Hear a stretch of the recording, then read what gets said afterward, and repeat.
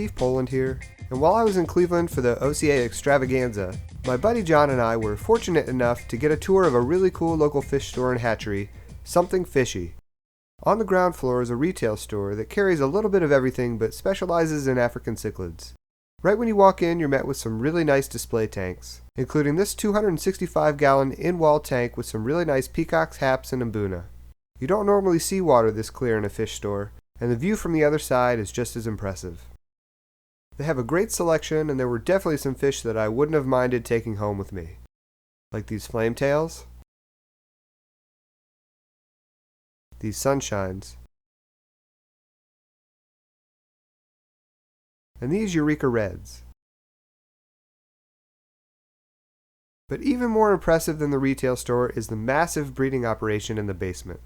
The owner, Dave Hale, was nice enough to walk us through it and give us the lowdown on everything that he has going on. Good morning, all. Alright, so tell us about this place, Dave. Well, just like a lot of people, I'm a fish geek. Been in it for over 38 years. Been in business over 24 years. Cichlids always kind of been my main thing for over 30 years. Worked in the pet trade for 32 years. I own this building. It's all aquatics, all freshwater. We have 2 hatcheries on site in the basements here that we breed a lot on site. A lot of cichlids, Malawians, some Central, some South Americans, Tanganyikans. And then we have the retail upstairs that you see with the show tanks. And I have another room next door with some tank busters, some mean stuff, bass, arowanas, stingrays. And then I have another building we'll probably go see here shortly. That's another grow out, and there's over 100 tanks. So I have over 500 tanks and over 33,000 gallons running. Is that it? That's all? That's it for now. Only 33,000 gallons? Only 33,000 gallons. Wow, okay. I'll be adding another 1,000 gallons probably by the end of the year, actually. But wow, okay.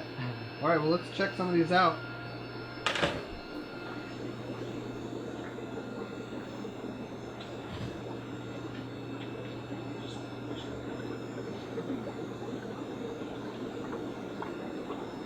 So what are all these guys? Are these most of these are Malawians, some Victorians. This is one of my baby Red Empress for my breeders.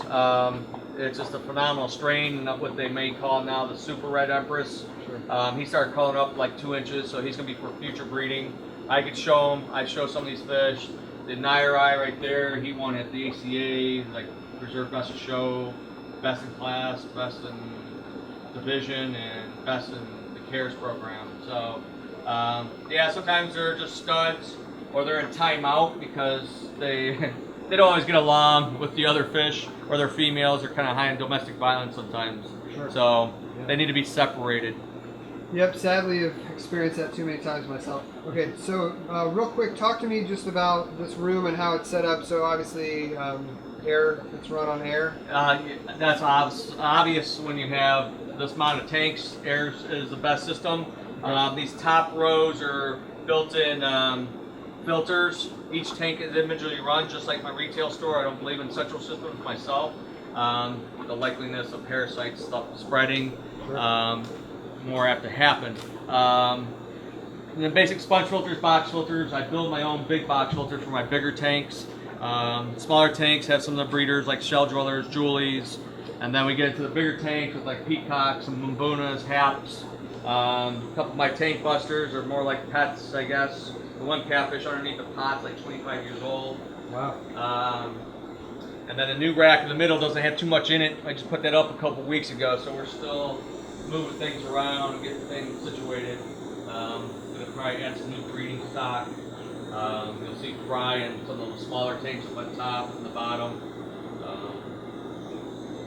It's a never-ending job. 7 days a week. Takes a couple hours just to feed at this building alone. Yeah, I was gonna say. What about water changes? Water changes is the old-fashioned way. We use like a python or buckets. I have like 3 employees, and we do as needed. You know, there's no set system. It's like if a tank needs a water change, it gets a water change. You'll go around, like I mark the tank with a black marker. I'll put vac or, you know, check or filter, so my guys know that, hey, that tank needs attention or it needs something done, clean the tops, clean the glass or whatever. I'm kind of a neat freak. I try. Yeah. I like to try to keep my tanks, you know, healthy, clean, and just like I breed the fish, I want good stuff. Just like if I was buying it, I want good stuff, and same with the customer. Sure. Okay. Well, yeah, you can tell right when you walk in, even upstairs in the retail store, you can tell how clean the water is, how clear it is, versus like a normal LFS, or obviously cleaner than a PetSmart. But okay, yeah, cool. So what are the, so I haven't seen anybody do this before. You've got, it's just like It's just drainage pipe. floating. Yeah. Well, it's because a lot of times the fish, the females, it gives them a place to retreat. Sure, Get yeah. away from the male so they don't see them. It's cheap. You can buy rolls of it, and I just cut it up, and if there's a problem or a sub male that ends up in the tank, another male of another species even, if there's some harassment, they have somewhere to go and hide. Sure. And not get torn up sometimes. Yeah, I've just never seen anybody do it with a floating pipe like that. That's really cool. That's a neat idea. I'm always looking for new and different kind of ideas and ways to set up tanks and breeder tanks. And Well, sometimes I would put plants, you know, something, because the tendency, you can have all the rocks at the bottom in pots, but they have the females that tend to go to the top. And if you ever go dive like the wilds, I was in Malawi, or you know, any other like kind of lakes, that's where the females breed in shallows, and that's where the fry are at. So that's where I think naturally it happens. That's why they go to the top, because they're going to the surface, whatever, getting away from the males and so forth, whatever, troublemakers.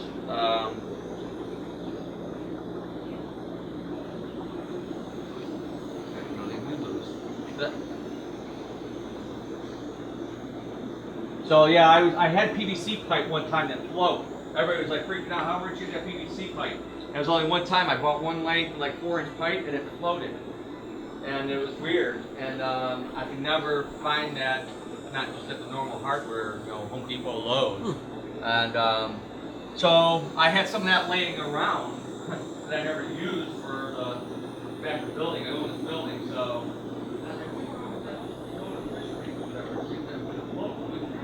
So I did a couple, and some of the fish were really using it. I was like, dang, so I went bought a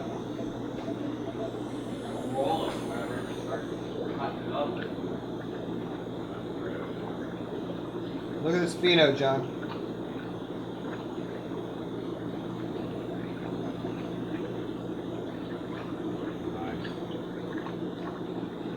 Real nice pheno. A few more tanks, a couple more. Wow. All right. A lot of Frontosa. frutoses. That's one of my first loves, is frutoses. I have quite a few. I actually have 2 Zaire Kapampas holding. It's the first time in over 2 years they've bred. And then Zaire Katuma spawned, and I got 12 fry in that bucket over there. So that was exciting. Good money. $30 an inch. Some young MOBAs, and then I got Bochromis rhodesii, not too common. John loves the big predator hats. So. Yep. I have the breeding group of trouts over there, Champochromis, Solarilis. That's my last Mediatus. I had the originals years ago, and they finally faded away. Used to be Herminius, Leopardhouse, whatever you want to name it now. They changed the name. Tetrastigma. Yeah. Whatever. Hindus, that's a rare Crater Lake. Oh, actually, I got a female holding. Nice.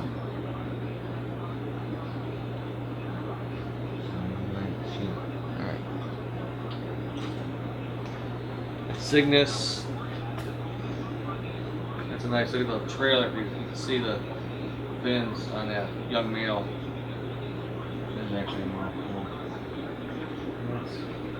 It's a peacock, 100-point jakes. I just put my old male down. He was 8 inches, just about. He was huge. Those are Icola fronts, and then you have Nikambe or Pindali.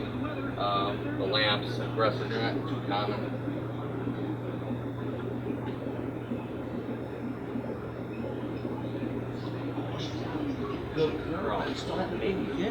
There's my Zaire Kapampa male. He's stunning. Wow. One of my favorite fish. Well, I have to say, sometimes I feel like I have too many tanks or too many fish, and then so this makes me feel like I'm not quite over the top just yet. Awesome. This is awesome. Gnathochromis pumalaxularis, that's a rare one. Tanganeka, I call it the Tanganeka geophagus. That mouth extends about 2 inches on that fish. It's like a vacuum cleaner in the sand. And I've noticed, actually, the one guy that's helped me out there, he caught them actually looked like algae eaters on the pot, were sucking on the pot. So it's interesting. Samazi frontosus, it's a high-bodied northern frontosa, not too common, just like the Nangus.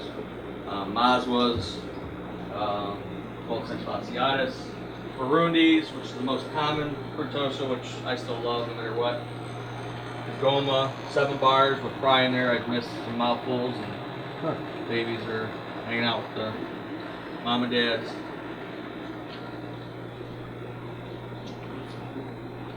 Deep water in there too.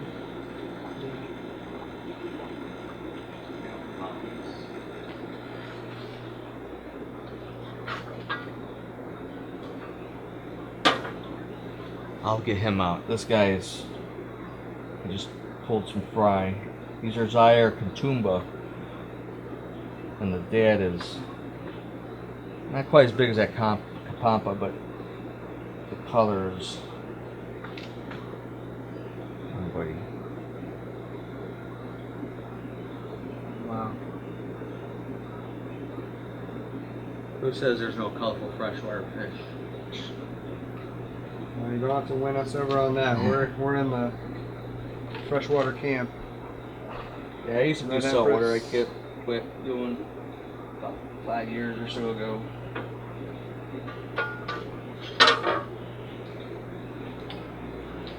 Rubberized, and these are Kapampa babies from the last batch, and then there's what is it, Trigotis in here somewhere hiding. Here's a female, there's a nice male. I don't know where you go. I got more at the other building, F1s. Here's my champs. There's the dominant male. There's another male starting to color up.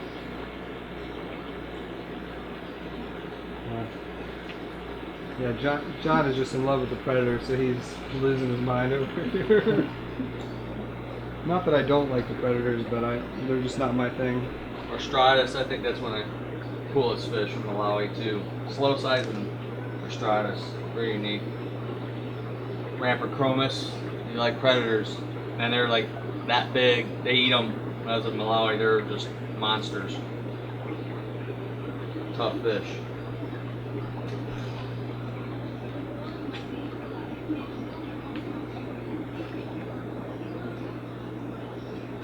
Few fry, my little fry section.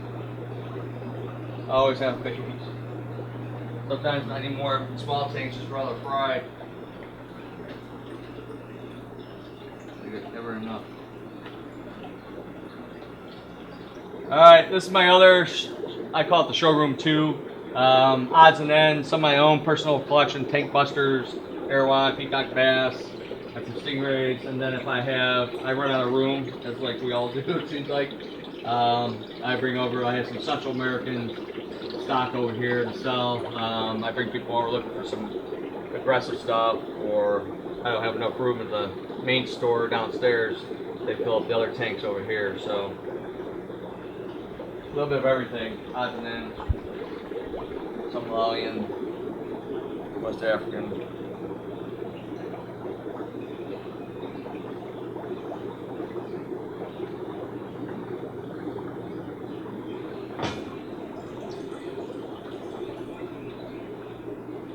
Stingrays, big arrow.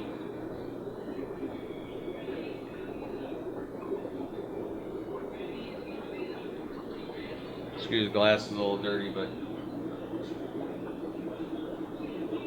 the born eyes, Joscat, there's a Zaire, Temway, Frontosa in there. These are all their babies. There's the females. I just let them go.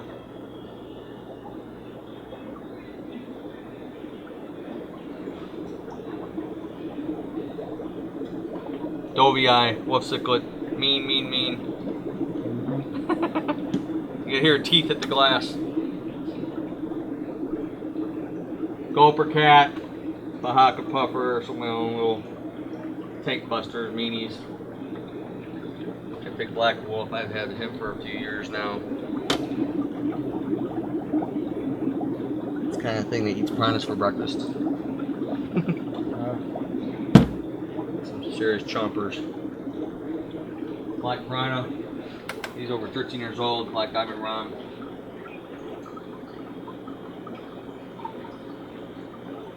He's just going through the tube. Come here, cat. Go through. Watch. I have one of these as a headboard my son's bed. Tube tank. And then I have a custom tank as my headboard with live plants and rainbows and rose lines and easy community stuff. My little aqua museum, I turn that on. Some people appreciate that, especially the old timers like me.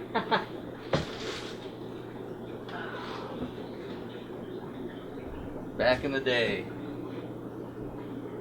Old metal frame tanks, old pumps, old heaters, food, books. Wow, that's really cool. Yeah, I mean, a lot of shops, this would be like the shop. I mean, that's where... We're a rare breed. I mean, you know, unfortunately, most of us are all gone. You know, it's the chains, the box stores, and you know, I'm lucky in a lot of ways. You know, 24 years doing it. But I made, you know, I do maintenance service and own my own property. You know, I've done things that help keep me in this business and a hobby. I'm a hobbyist by blood. So, yeah, it's been a good run. Awesome. Well, thanks for showing us around. Really appreciate it. No problem.